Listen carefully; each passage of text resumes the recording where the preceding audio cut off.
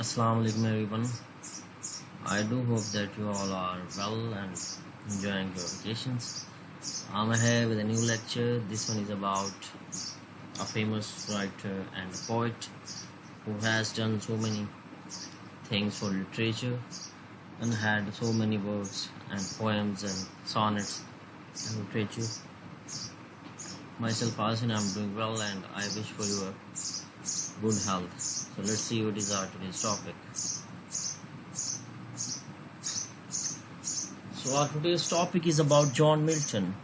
John Milton, who was very famous for his work and his peculiar work, and had done so many things in literature. And had wrote, basically had written so many things in literature and famous for his epics and sonnets and poems. So today I'm going to discuss about John Milton, and this is a introduction of John Milton. So first question is, who was Milton? Milton is one of the greatest poets of English language. One of his greatest work was Paradise Lost.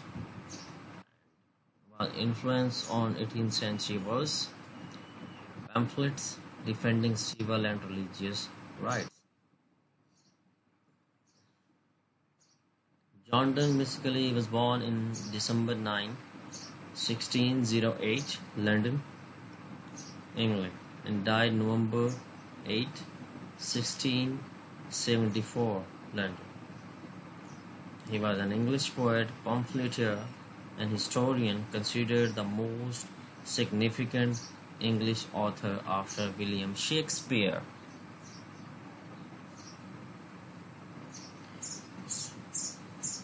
His notable works are Comus, Paradise Lost, Areopagita, Samson Agonist, Lycidas, Tu Penestroso, Alicoro, on the 5th of November, of Education Artis Logicae.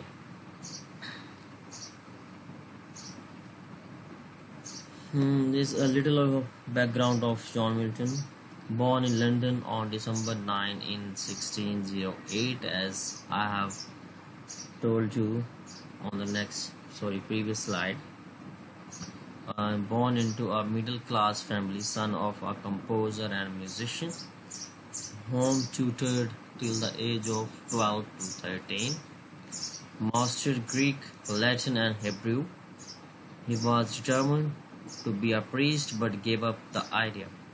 Stanch Puritan, unsuccessful marriage, married thrice. Is a little bit of background of John Milton. He was born in 1608 in middle class family, and he was tutored at home.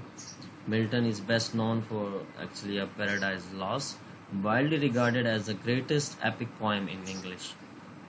And together with Paradise Regained and Samson Agonist, it confirms Milton's reputation as one of the greatest English poets. In his prose works, Milton advocated the abolition of the Church of England and the execution of Charles I. From the beginning of the English Civil War in 1642, long after the restoration of Charles II as a king in 1660, he opposed in all his work and philosophy the opposed tyranny and state sanctions religion. His influence extended not only through the civil wars but intrigued, but also the American and French revolutions. In his work on theology, he valued liberty of conscience, the paramount importance of scripture as a guide in matter of faith and religious tolerance towards dissenters As a civil servant, Milton became the vice of the English Commonwealth after 1649, though he is handing in the international corresponding. Milton was a Catholic who expelled his son John, the poet's father, from the family home in Oxfordshire for reading an English, i.e., Protestant Bible. Banished and disinherited, Milton, after established in London and business as a scrivener, preparing documents for legal transactions. He was also a moneylender, and he negotiated with creditors to arrange the loan on behalf of the wife Sarah Jeffrey. So this is about his background, and let's see what is our today's next slide. Uh, he was a poet, author, civil servant of Commonwealth England. Wrote treatise defending the execution of Charles I. Lost eyesight while serving as Secretary of State for Foreign Tongues. In 1660, Monarchy restored, hard times, imprisoned, stripped of his property, died 1674 and buried next to his father in Giles Church in London. This is about John Donne. And obviously, he had three sons who survived their early years: Annie, the oldest, followed by John and Christopher. Though Christopher became a lawyer, a royalist, and perhaps a Roman Catholic, he maintained throughout his life a cordial relationship with his older brother. After the Stuart monarchy was restored in 1660, Christopher, among others, may have interceded to prevent an execution of Charles. The elder John Milton, who fostered culture interest as a musician and composer, enrolled his son John at St. Paul's School, probably in 1620, and employed tutors to supplement his son's formal education. Milton was privately tutored by Thomas Young, a Scottish Presbyterian who may have influenced his gifted student in religious and politics while they maintained contact across subsequent decades. At St. Paul's, Milton befriended Charles Doherty, while fellow student who would become his confidant through young adulthood. During his early years, the poet John Donne, Dean of St. Paul's Cathedral, which was within view of his school, educated in Latin and Greek there. Milton, in due course, acquired proficiency in other languages, especially Italian, in which he composed some sonnets and which he spoke as proficiently as a native Italian. According to the testimony of Florentines, whom he befriended during his travel abroad in 1632, 38 and 39. So this is about his background and his early life on this slide. What is our next slide? Hopefully you are getting my points. What are the influences of different year on John Milton? Bible, actually, poetic upbringing, Roman poets, Greek poets, Italian poets, traditional epic poetry, Lucifer, a play by Just van den Wondel. So he was actually a Puritan during his college days at Cambridge in 1625, presumably to be educated for the ministry. A year later, he was registrated. And St. Paul, he wrote so many poems in Italian, as it is mentioned on this slide.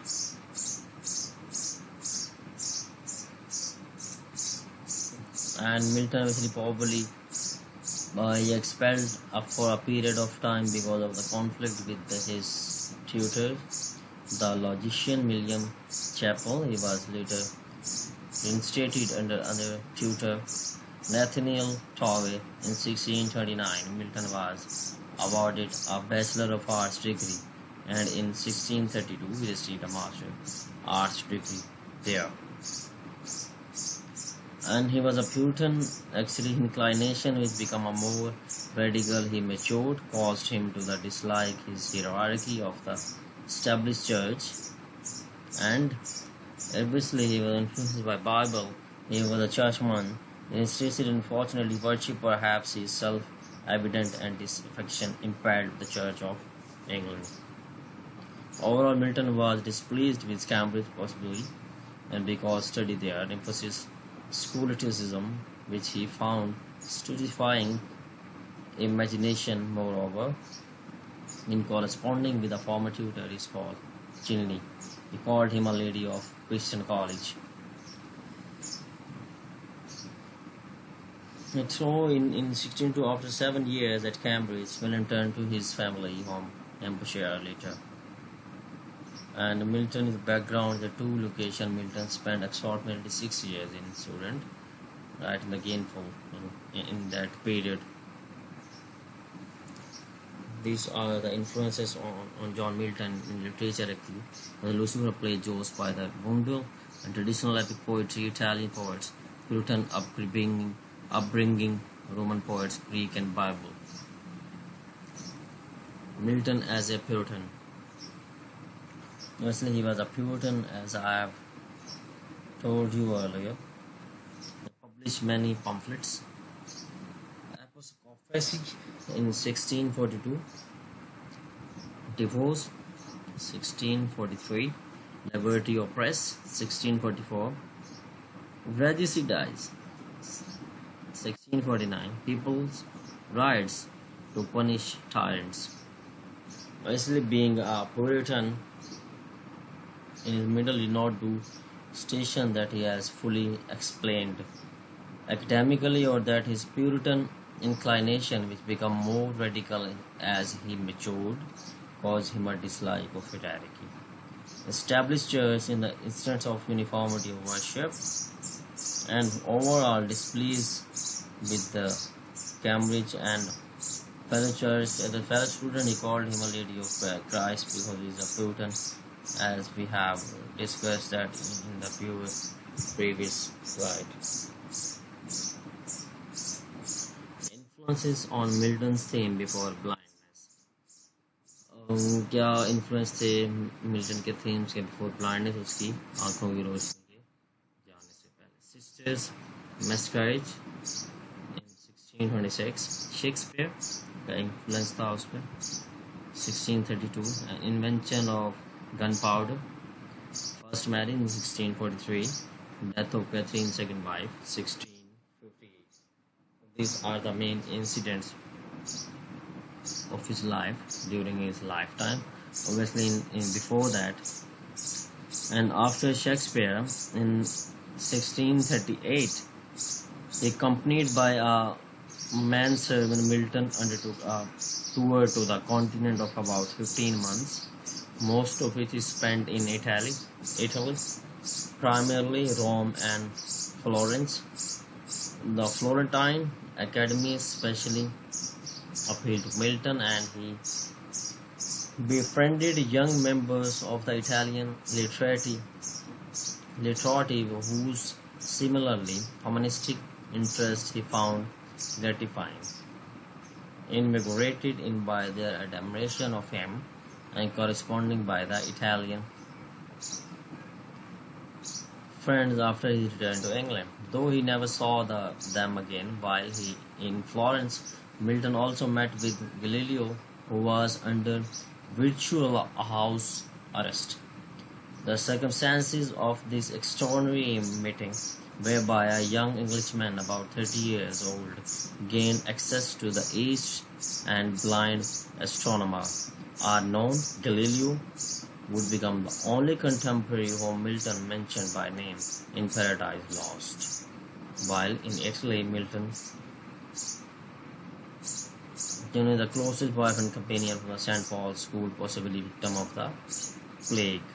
These are the things that happen in his life. And what were the works of John Milton after his blindness? Return to his first desire, poetry. Obviously, he was desired to be a poet. So after his blindness, he returned to his that desire that was actually poetry. Late poems dedicated to daughter and nephew, disciples and friends. Influence of the political scenes. Paradise lost, paradise regained. These are the influences of his work after his blindness. His early translation and poems of John Milton was, by the time he returned to England in 1639, Milton had manifested remarkable talent as a linguist and translator and extraordinary versatility as a poet. While St. Paul, as a 15 years old student, Milton he translated Psalm 115 from the original Hebrew, a text that recounts the liberation of the Israelites from Egypt. This translation into English was a paraphrase in heroic couplet, rhymed ambient pentameter. Later he translated a paraphrase the same fast into Greek. Beginning such work early in his boyhood, he continued it into adulthood, especially from 1648 to 1653, a period when he was also composing pamphlets against the Church of England and the monarchy. Also in his early youth, Milton composed letters in Latin verse. These letters, which range over many topics, are called, because of imply, elegiac. Next is Miltonic sonnet. The Miltonic sonnets keeps the patriarchal length and rhyming scheme. Obviously, I have discussed a lot about John Donne with you, and we have studied John Donne a lot. And it was actually influenced by patriarchal length and rhyming scheme. Obviously, it was used iambic pentameter, same is used by Milton in his writing. Obviously, a rhyme scheme could be different, but those writers were influenced by the patriarchal originally from Italy. But it does not away with the stanza break between the octave and the sestet. Otherwise, Miltonic sonnet is a normal sonnet. Milton kept the distinction between the octave and sestet in terms of function, but merged them into 114-line stanza. There are few things that I would like to share with you. In the first line, dactylic hexameter, the second dactylic pentameter, Milton's first elegy, Elegia Primea ad Corallum Diodotum, was a letter to Diodati, who was the student at Oxford while Milton attended Cambridge, but Milton's letter was written from London in 1626 during his period of restucation, and the poem that anticipates his restatement, which will go back to ready and calm and return Gamp to the Otis school. Another early poem in Latin is in Quantum Novembris on the 5th of November, which Milton composed in 1626 at Cambridge. The poem celebrates the anniversary of failed gunpowder plot of 1605. Whenever Gen Fawkes was discovered preparing to detonate explosive at the opening of the Parliament, and even with King James I, the family would participate in the event anniversary, and the student typically composed things. These are the Miltonic sonnets in the pentameter rhyme scheme. Little bit you are familiar with this term, pentameter, because we have we have studied already in John Donne's form. This is actually his sonnet. When I consider how my life is spent, either half my days in this dark world and wide, and that one talent which is death to hide, lodged with me, useless though my soul more bent, to serve toward my Maker and present my true account, lest he, returning child, doth God exhaustive labour, light denied, I fondly ask my but patience to prevent that murmur soon replies, God doth not need either man's work or his work on gifts, who best bear his mind yoke, they serve him best, his state is kingly, thousand at his binding speed, and post hover, he has ocean without rest, they also serve who only stand with the water. He is actually, it is his sonnet. It is composed in 1628, and an occasional poem on the death of a fair infant dying of a calf, which mourns he lost to his niece Annie, the daughter of his older sister. Milton tenderly commemorate the child who was 2 years old. The poem's conceits, classical allusion, and theological overtones emphasize that the child entered to the supernal rhyme because of his condition. In his early period, Milton principled the poem on the morning of Christ's nativity. Shakespeare and the so-called companion poems, grand style and sublimity. The subject matter, that imagination of outstanding expression and sublimity of thought, mark a great style. The lofty tone maintained in the speeches of Saturn. One cannot help nothing the rhetorical eloquence with which Saturn encourages the fallen angels. The same sublimity of style mark all the descriptions in the book. It is grand style and sublimity.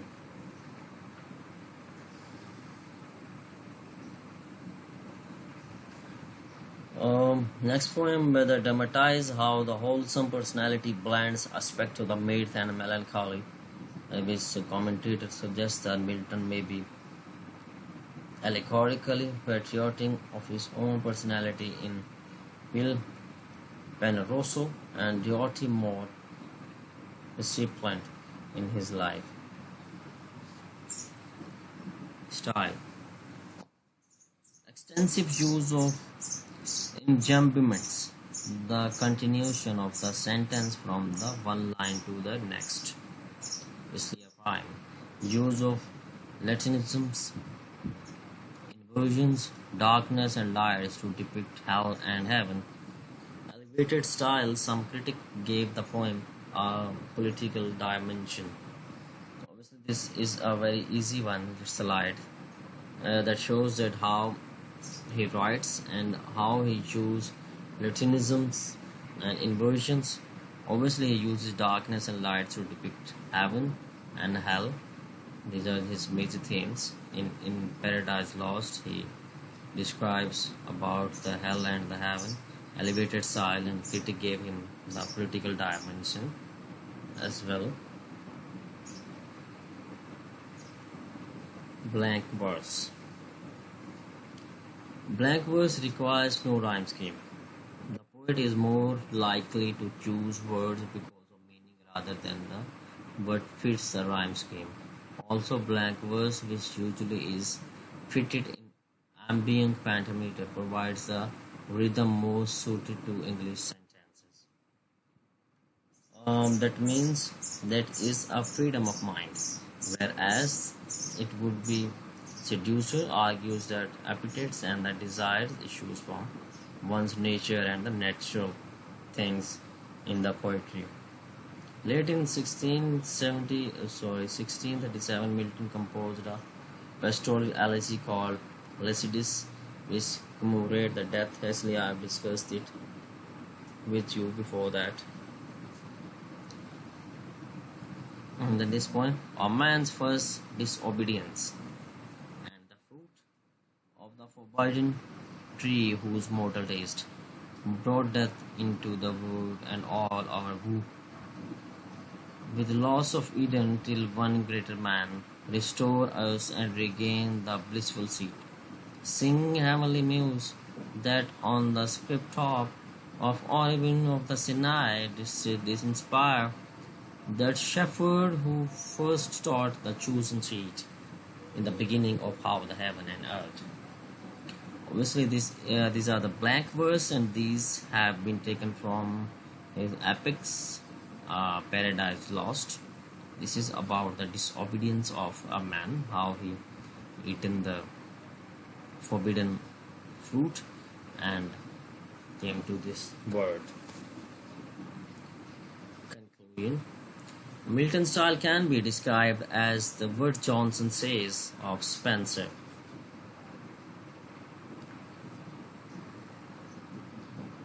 He wrote no language, but has formed what Butler calls a Babylonish dialect, in itself harsh and barbarous, but made by exalted genius and extensive learning, that vehicle of so much interaction and so much pleasure that, like other lovers, he find grace in his disformity.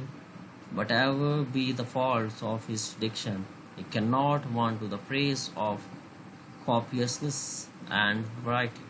He was master of the language in its full extent, and has selected the melodious words with such diligence that from his book alone the art of English poetry might be learned. So these are my conclusion words. Thank you very much for your attentions. These are the things that I would like to discuss, that in so many things that John Milton had done, anti-patriarchal tracts and so many things in his life during that period, the reason of church, government, and those so many things, divorce tracts of John Milton. They will discuss in next lecture the tracts of education and free expression, tracts of different things in his life, anti-mechanical tracts. These are the tracts that will be discussed on the in the next lecture. Thank you very much for your cooperation, your attentions.